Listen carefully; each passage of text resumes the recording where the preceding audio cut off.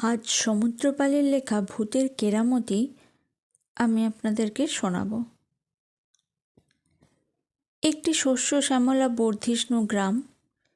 সেই গ্রামের গায়েই ছিল একটা বিশাল বড় ঘন জঙ্গল, আর জঙ্গলের মাঝখান দিয়ে গ্রাম থেকে গ্রামান্তরে পথ চলে গিয়েছে। যেখান থেকে জঙ্গল শুরু হয়েছে ঠিক সেখানেই পথের ধারে বিশাল বড় একটা পাকুড় গাছ আছে। সেই গাছে একটি ভূতের বাসা ছিল। ভূতটা ছিল সাংঘাতিক লম্বা, আর তার চেহারাটা প্রচণ্ড বিদকুটে।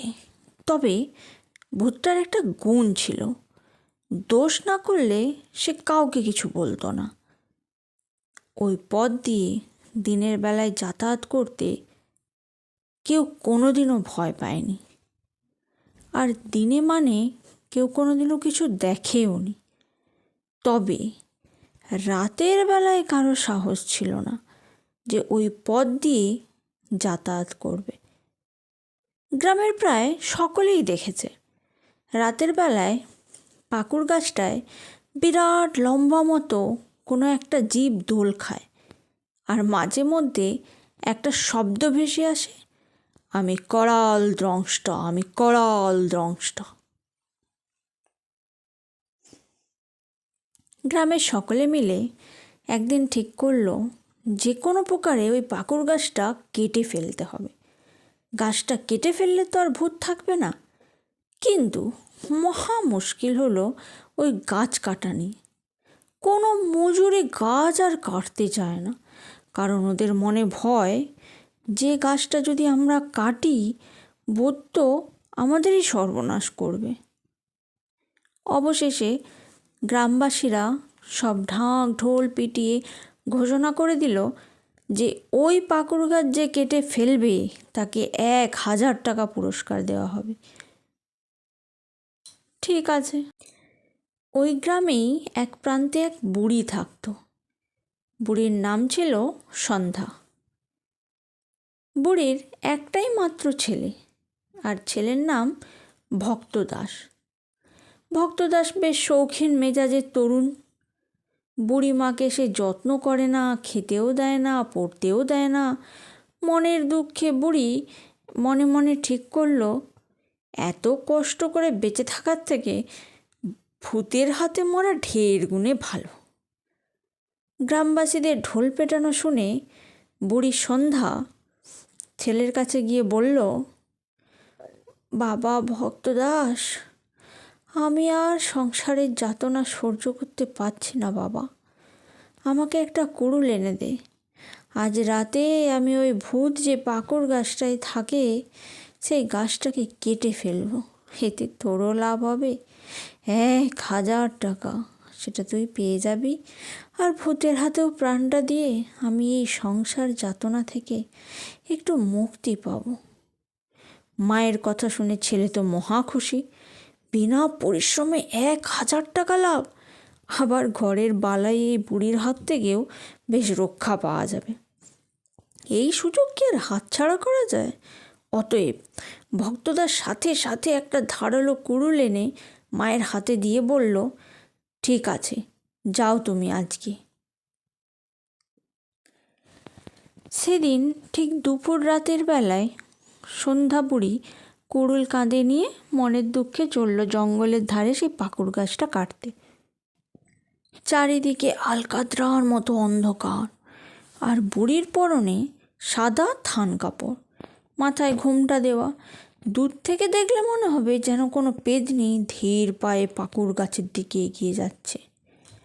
বুড়ি পাকুড় গাছটির কাছে যেমনি পৌঁছেছে অমনি তার কানে গেল একটা খোনা খোনা শব্দ, আমি করাল দংষ্টা, আমি করাল দংষ্টা। সেই শব্দ শুনে বুড়ি কয়েক মুহূর্তের জন্য থমকে দাঁড়ালো।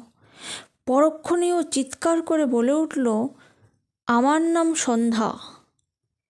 আমার সন্ধ্যা নাম বললে হো হো করে হেসে উঠল জোরে, আর সেই সঙ্গে ওই পাকুড় গাছের গোড়ায় বসিয়ে দিল কুড়ুলের এক কাপ। যেই না কুড়ুলের ওই কোপ বসিয়েছে, বুড়ির বেশভূষা আর গলার স্বর শুনে ভূত ভাবল তারই কোনো জাত ভাই হবে, তাই তাকে তাড়িয়ে নিজের আড্ডা মজবুত করার জন্য পাকুর গাছটিকে কাটতে আরম্ভ করেছে। তাই সে তাড়াতাড়ি নেমে এলো গাছের ওপর থেকে। তারপর সন্ধ্যা বুড়িকে উদ্দেশ্য করে বলল, দেখো, আমরা হলাম জাত ভাই। কোনো ঝগড়াঝাঁটি করা আমি মোটেই পছন্দ করি না, কেননা যখন বেঁচেছিলাম অযথা এক দাঙ্গায় আমি মরে গিয়ে ভূতের যন্ত্রণা ভোগ করছি।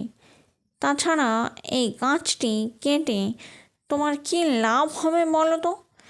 তার চেয়ে আপনার এই রত্ন হাতটি তুমি নাও আর এখান থেকে কেটে পড়ো তো। মানে আমি যখন তোমার কোনো উপকার করিনি, তখন তুমি বা আমার কেন অপকার করবে বলো তো? সন্ধ্যা বুড়ি মনে মনে ভাবল, ভূত বেটা আমাকে নিশ্চয়ই পেতনি ভেবেছে, তাই সে এইরকম কথা বলছে। কিন্তু অন্ধকারেই ভূতের হাতের রত্নহারের উজ্জ্বলতা দেখে বুড়ি বেশ বুঝতে পারল যে ওই রত্নহারটি বেশ অনেক দামি। তাই আর কোনো কথা না বাড়িয়ে পিশাচ ভূতের হাত থেকে রত্নহারটি নিয়ে বলল, ভাই, তুমি তোমার জায়গায় আরামে থাকো, আমি চললাম আমার জায়গায়। এই বলে রত্নখচিত বহুমূল্য হার নিয়ে সন্ধ্যা বুড়ি বাড়িতে ফিরে এলো। এসে ছেলে ভক্তদাসের কাছে সব ঘটনা বিস্তারিত জানিয়ে তার হাতে সেই রত্নহার দিয়ে বলল, এবার থেকে আমার দেখাশোনাটা একটু ভালো করে করিস, বুঝলি তো? এদিকে মায়ের মুখে ভূতের কাহিনী শুনে ভক্তদাসের লোভ বেড়ে গেল। মনে মনে সে ভাবল, আমিও যদি মায়ের মতো সাদা কাপড়ে আপাতমস্তক মুড়ি দিয়ে কুড়ুল হাতে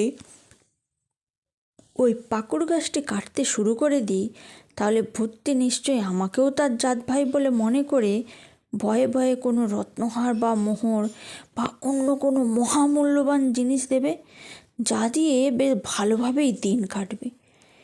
যেই না ভাবা অমনি কাজ। সেই রাতেই সে আপাদমস্তক সাদা কাপড় ঢেকে ভূত সেজে কুড়ুল হাতে হাজির হলো সেই পাকুড় গাছের তলায়। তারপরেই গাছের গোড়ায় বসিয়ে দিল কুড়ুলের এক কোপ। পরক্ষণেই শোনা গেল পিশাচ ভূতের কণ্ঠস্বর, আমি করাল দ্রষ্টা। কে গাছের গোড়ায় কুড়ুলের ঘা বসায় রে? ভূতের কথা শুনে ভক্তদাসও ভূতের মতো খ্যানখ্যানে গলায় প্রথমে অট্টহাস্যে দিয়ে বলল, তারপর হুঙ্কার দিয়ে বলল, আমি ভক্তদাস, আমি ভক্তদাস। আজ আমি তোকে এখান থেকে তাড়াবো, তারপর এই পাকুড় গাছ হবে আমার আড্ডা। ভক্তদাসের কথা শেষ হতে না হতেই বিকট অট্টহাসিতে সমস্ত জঙ্গল কেঁপে উঠল। তারপর সে কিছু বুঝে উঠবার আগেই প্রচণ্ড এক চড় এসে পড়ল তার গালে, ভক্তদাসের ডান গালে ঠিক। এক চড়েই ভক্তদাস চোখের সামনে হাজার হাজার সর্ষে ফুল দেখতে লাগলো। আর সেই সঙ্গে ভূতের ক্রুব্ধ গর্জন হলো, কে তুই ভক্তদাস? আমি যখন বেঁচে ছিলাম তোর জন্যই আমাকে বিনা দোষে বিনা অপরাধে মৃত্যুবরণ করে এই ভূত হয়ে আজ এখানে ওখানে বেড়াতে হচ্ছে। তুই দেখছি মরে গিয়েও আমার পিছু ছাড়িসনি, ভূত হয়ে আমার পেছনে লেগেছিস। আজ আমি তোকে শেষ করব। এই কথা বলেই ভক্তদাসের অন্য গালে আবার একটা প্রচণ্ড চড় বসিয়ে দিল। ভক্তদাস বেচারি তো অজ্ঞান হয়ে মাটিতে লুটিয়ে পড়ল। এবার পরের দিন সকালবেলা গ্রামবাসীরা ছুটে সেই পাকুড় গাছের তলায় এলো, কারণ তারা রাতে ভূতের সেই বিকট হুঙ্কার শুনতে পেয়েছিল।